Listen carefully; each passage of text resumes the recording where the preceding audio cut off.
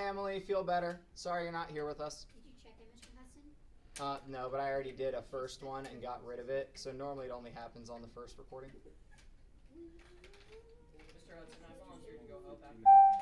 In this problem, you will use the zero product property. What are the solutions of the equation the quantity 4 times t plus 1 times the quantity t minus 2 equals 0? Yeah. So, here's what we're talking about. When you have these binomials equal to 0, and we're going to move quick through this, and this is solved on your notes, we would take both of them and set them equal to 0. So if 4t plus 1 was equal to 0, I bring my 1 over, and that gives me 4t equals negative 1. Then I divide by 4, and t is negative 1/4. The trick that I always remembered to solve these is take your constant, make it the opposite, divide by the coefficient. So here, what's your 0 for this one? Well, constant, make it the opposite, positive 2. Divide by the coefficient, it's only 1, so it doesn't change it. So it's positive 2. Cool? Because if either of these were 0, then it would multiply to make 0. Oh, okay, yeah, I get it. One could be 0, or they could both be 0. So those are my two options for the zeros of the equation. What happened? I don't know. Oh well, you guys are here. Does your smart board become a dumb board too? Yep. Oh, Mr. Allen's exploded. So this one on your own, you should be able to solve this in about 3 seconds. Your zeros here would be, Leon? Negative 1, positive 5. At those values, you will get zeros. So now if we look at the polynomial in problem 2, we first need to factor out the polynomial, and then the factored form will tell us those zeros.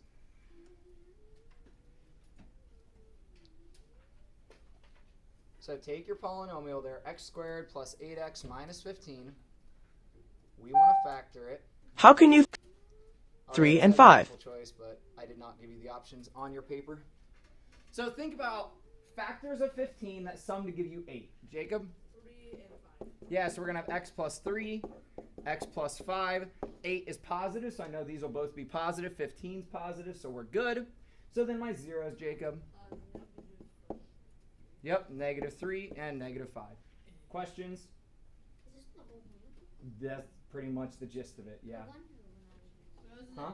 No wonder we're doing this last. Yeah, and that's why we're gonna finish with time for you guys to do your homework. Doing this on a calculator, which is like really hard, to this. So I wanted to introduce the calculator because we will eventually need to be able to do that. Like if I gave you a crazy polynomial, like I'm even going to start with a prime number to make things hard. 11x x squared plus 42x minus 73. That might look absurd, but if I type it in the calculator, I can make the calculator find my zeros. I don't want to factor that. That's the last thing I want to do. But when it's a simple polynomial, we can factor and find the zeros probably quicker than what we could in a calculator. Oh, so we're finding the zero. Yeah, you're finding those points where we cross the x-axis, the zeros. So here, factors of negative 14, that will sum to give me negative 5. Because I see a negative 14 for my constant, what's that tell me about inside my binomials? Mackenzie? Like we know M and M, right? So what does this negative 14 tell me about my constant values? One's going to be negative and one's going to be positive. So then, think of, well, what then numbers, the difference of them is 5. Is that?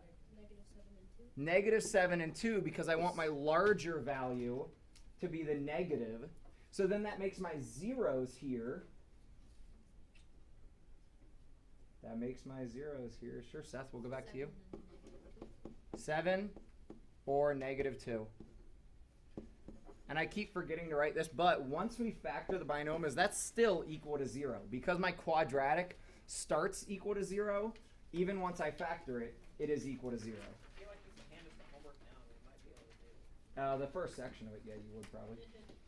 So now when we have a coefficient on my x squared term, so now when we actually have an a value, things get a little bit more challenging. Because you have to make that decision of, do I use 4x and 1x, or do I use 2x and 2x? We also do not have a quadratic right now. What we have is kind of a misconstrued quadratic. So what would I want to do first here? Start with? Get 18 on the other side, so you have 0. Yeah, we want to make this equal 0. So to do that, I set up 4x squared minus 21x minus 18, because if I take 18 away from both sides, will now equal 0. So anytime you start and there's not a 0 on the side, you need to make it equal 0. Jacob? You have what? The answer. So did you use 4x and 1x or 2x's? 4x 4x and 1x. and 1x, so you use the extreme. So 4x, 1x. We know that we have a negative 21 and a negative 18, so one of those values will be negative and one will be positive for the constants. Was that a hand, Greg? You're kind of. Yeah, I put it down. You put it down. Jacob, what do you think? So I got 4x plus 3 times x plus 6. Minus 6. Yeah. So when we think about the outer and the inner, negative 6 times 4x, you mean negative 24, then plus 3x would take me back up to the negative 21. The negative 6 and the positive 3 give me the negative 18. So those are good, but then we have to figure out the zeros. So again, I would then set 4x plus 3 equal to 0. I then can get 4x equals negative 3 and end up with x equals negative 3/4. Opposite of the constant divided by the coefficient. I do the same thing with my x minus 6, but it's way easier. Wait, why'd you put y is equal to negative 3? Sorry, that's supposed to be an x. It just did not continue on far enough. Questions? Try the Goddard on your own. It's a bit easier because there's no coefficient to your x squared. You have no a value. Oh, Jacob, put your hand down. Yeah, someone new. Oh, bro. Looking for someone new. I What? got this. I can walk through it. All right, Greg. What do I start by doing? Okay, so add 49 to both sides, Okay. and then you get other equals like x plus 7 and x plus 7, and then it's negative 7, negative. Wait, it's just negative. No, it's negative 7. Wait, what? So you're saying x equals negative 7? Yes. So do we only have one 0? Huh? So we only have 1 0, right? They're both the same value. They both give me negative 7. Another way I could write this is x plus 7 squared. What would that mean? What would that parabola look like? So wait, how do you get a negative 7? Because I take either of these and set them equal to 0, and then I subtract 7 from both sides to make it true. Yeah. We're trying to make this true because this is equal to 0. I need this to equal 0. I'm looking for those 0 points. This parabola, I hope this has a picture of the parabola. It doesn't have a picture of the parabola. So, if negative 7's out here, this parabola, its vertex is at negative 7. So when you have 1 0, that tells you it's your vertex. It only touches the x-axis. It doesn't pass through it. Make sense?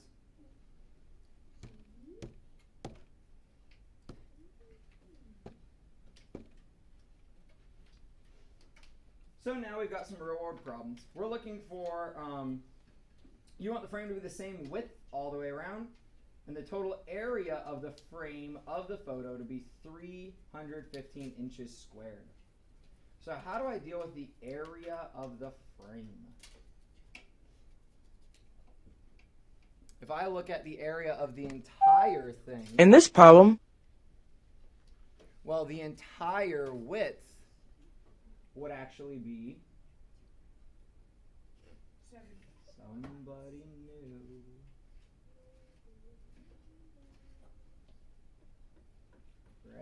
2x plus 17. Yeah, I've got an x on both sides. It's 2x plus 17. My height will again be the 2x, but now it's plus 11. So I can start out by finding the area of the entire object. Mackenzie, nicely to the office, please. Yes. Are you leaving?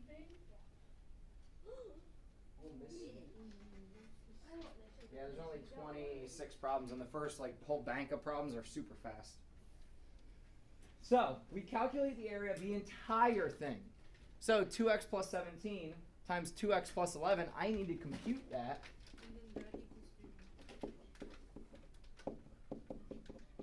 Anyone have what that's going to equal? No. So FOIL it. 4x squared plus, well, I'm going to get 22x from my outers and 34x from my inners. So 22 plus 34, 56x. Because check it out, we're foiling, right? So outers, 2x and 11 give you 22x. Your inners, 17 and 2x give you 34x. So we put those together. Then plus 100.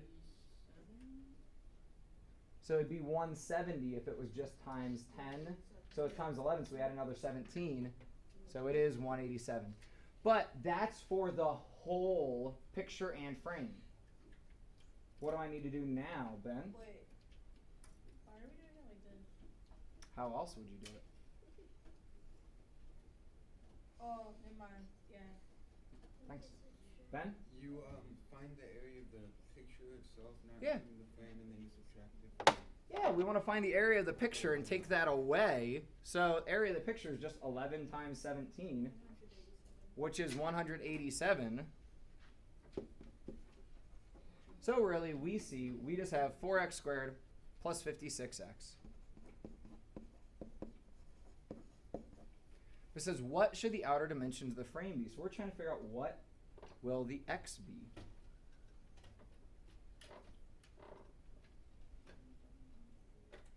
Anyone have ideas?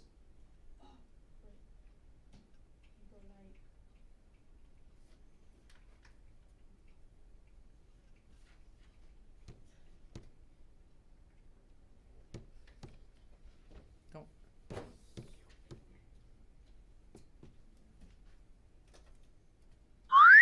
We did this. Makes sense to us, right? We move forward. Find. Oh, yeah. There it was. I was like, we're missing something. Now subtract It tells me 315 the from area of each the side photo of the and equation. frame should be equal to 315. So once we find that quadratic, that polynomial that we found, the 4x squared plus 56x, plus 187, we set that equal to 315 to solve it. So we really get this quadratic. Sorry, we missed, that was my bad. We missed the equal to 315. Now I just factor that and find the values for x. Now in these situations, you will get one value that makes sense and another value that doesn't make sense. So one of the values that you find is not a solution. It's a possible 0, but it's not a solution. So as we move forward, we can pull the 4 out of it because it's a common factor to the whole thing. I then factor it out and I get x plus 16, x minus 2. Why do I say that one of these answers isn't going to make sense? Jacob? It's going to be negative. I can't have a negative width for my frame. So this binomial will give me x equals negative 16, which doesn't make sense. But this gives me x equals 2, which does make sense.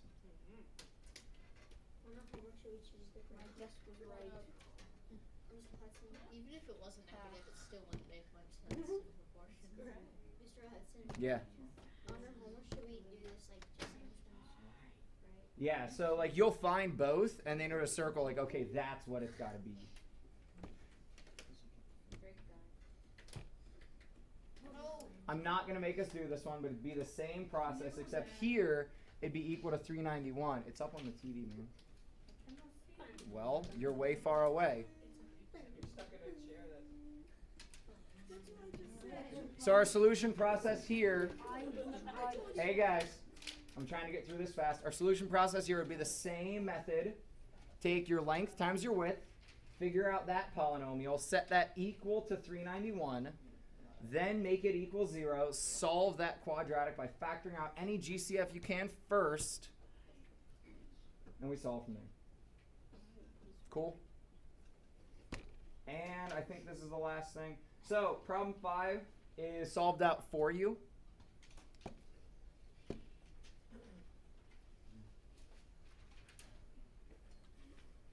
It gives you the parabola and everything else. So this is in your notes. Then we can make the parabola. Now, when it asks me to draw the parabola, when I don't have a calculator to do it for me, I know that these are my zeros. And what do I also know? Since those are my zeros, they must be... what do you mean by equal? Symmetric to each other. So between them is where I will find that vertex point. So right between -5 and -1, what's right between -5 and -1? -3. So x equals -3 will be my vertex point, is something else that I know. So then when I'm asked to graph it,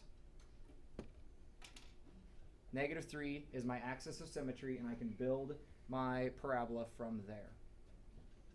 Questions? I'm trying to move fast. I don't even know how long I actually have with you guys.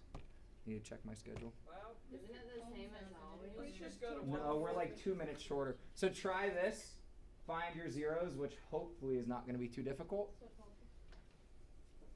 And then we are done. Is it too hard? On the back? Yep, it's on the back. It's the last thing. Take a minute. A few of our note sets, this chapter will be 2 pages, but that's mainly because I wanted to make sure I showed you, like this example, showing you out the whole thing, took an entire sheet of paper, but it's worth it if you guys reference back to it while you're doing your homework, if it can help you. So when I write this out in factored form, because I don't have an a value, that's nice. I know I start with just x's. Because this is negative, I know I'll have 1 negative and 1 positive. Because my b term is negative, I know my values must sum to a negative. So I need, as my constants, Grant? 5 and 1. But which one's negative? -5. The 5, because it's got to be bigger. So then my zeros are 5 and -1. And then my axis of symmetry, if we care, would be at, what's right between 5 and -1? 2.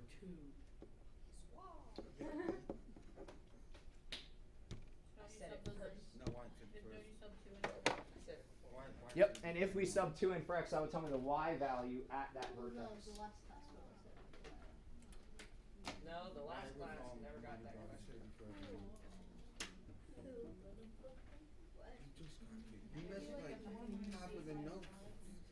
You just got You missed like So 1 through 6, 1 through 6 should be pretty easy. crap.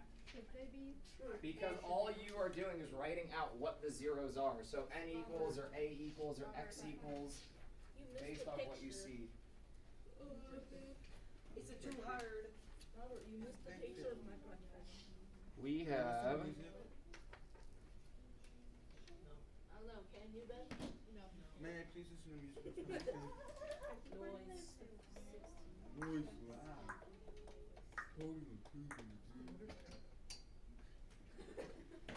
oh, I took a picture of the schedule this morning. Let me pull this up. Yo, Man, listen to music. sure. I'll put some on too. Mr. Hudson, I have until, Just go. crap, I don't have the 8th grade schedule. What's the difference between 12:07 and 1:40? That'd be 33 minutes plus an hour, so 93 minutes. So I get 46? That can't be right. I'm supposed to have less time than normal. You'd have more time than normal. No, we started at 12:07, so I guess I have you until 52. So you guys have 20 minutes still. 52 is the normal. Can you play tequila? No. Come on. It's a good song.